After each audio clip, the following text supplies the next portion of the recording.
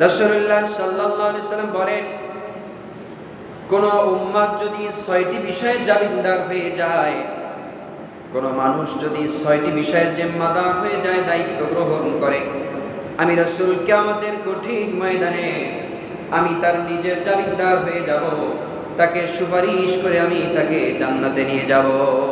সুবহানাল্লাহ। এক নাম্বার হলো ইসদুকু ইদা হাদাসতুম, কথা যখন বলে তখন সত্য বলবে, কথা যখন বলবে তখন সদা সর্বদা সত্য কথা বলবে, মিথ্যার আশ্রয় নিবে না।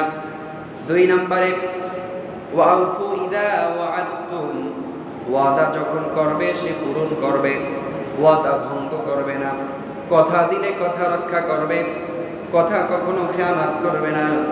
৩ নম্বরে ইদা তুমিনতুম ওয়াআদু ইদা তুমিনতুম, যখন তার কাছে আমানত রাখা হবে আমানতকে রক্ষা করবে, আমানতের জীবন থাকতে আমানতের খেয়ানত তার মাধ্যমে হবে না।